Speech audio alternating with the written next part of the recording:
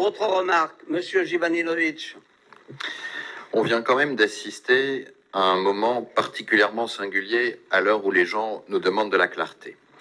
Le rapport d'orientation budgétaire, c'est la transcription financière et comptable de choix et d'engagements politiques forts. Mais c'est aussi un contrat moral. Or, M. Bouvier, qui est notre adjoint aux finances, a présenté un ROB et dans 3 semaines, lors du prochain conseil municipal, présentera un budget au nom d'une liste et d'une majorité qu'il ne soutient plus.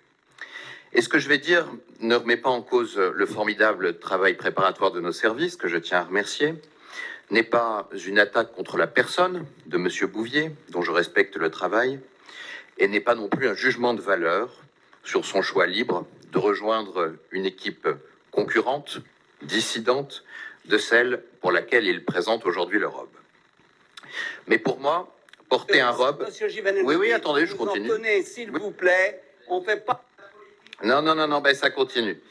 Bien sûr. Alors, pour moi, présenter un ROB, c'est en assumer tout l'héritage et en assurer la responsabilité. Il a fait. Non, on ne peut pas tracer avec la main droite des perspectives budgétaires et de la main gauche distribuer des tracts allant à l'encontre de ces mêmes perspectives. Il est impossible pour la totalité des Mançonniens d'être en conseil municipal le porte-parole d'une ligne et le pourfendeur de cette même ligne en campagne électorale. Et vous avez, à juste titre, parlé de rigueur budgétaire. La première des rigueurs, c'est celle de la cohérence. Je vais simplement, puisqu'il faut faire court, vous donner un exemple. Cet exemple, c'est la dépense de 3,2 millions d'euros faite par la collectivité pour refaire la piste de l'hippodrome, qui a permis d'ailleurs de refaire la totalité du réseau d'irrigation de cette piste. Elle a été présentée lors du ROB et lors du dernier budget comme une bonne dépense pour la ville. Une dépense qui permet, dès février, Yann Queneau pourra peut-être le confirmer, d'avoir nos entraîneurs qui s'entraînent sur cette piste et peut-être avoir des courses à terme. Mais comme un certain nombre de Mançonniens, j'ai reçu dans ma boîte aux lettres un tract sur lequel il y a, Monsieur Bouvier, votre photo, donc je pense que vous êtes d'accord avec ce qu'il y a écrit dessus.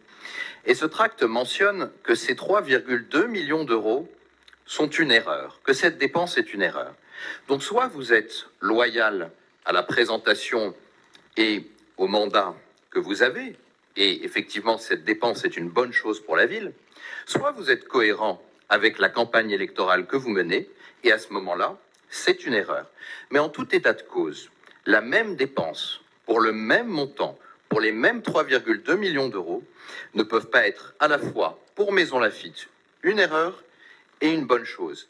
Et vous pouvez faire tous les débats d'orientation budgétaire que vous voulez, tant que nous n'aurons pas de réponse à cette question, il sera entaché d'un manque de sincérité et de crédibilité.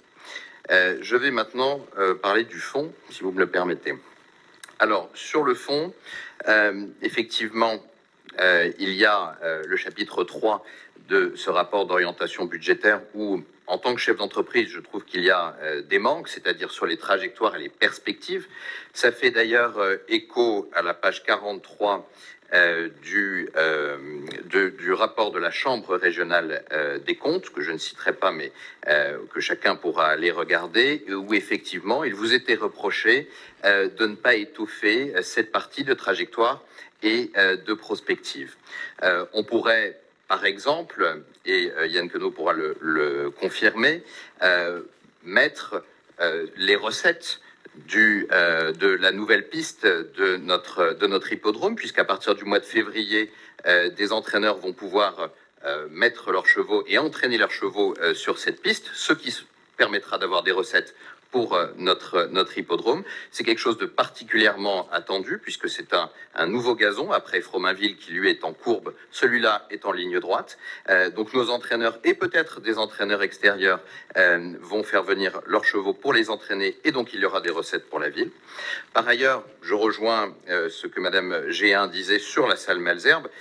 Effectivement, on pourrait peut-être nous dire quels sont les coûts de fluide, de salaire et d'entretien.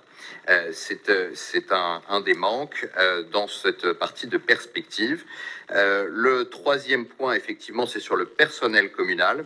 Ce n'est pas lié à la ville de Maisons-Laffitte, c'est assez général dans les Yvelines et en Île-de-France. Il manque du personnel. Il en manque au niveau de la police municipale pour pouvoir faire les 24-24, 7 jours sur 7.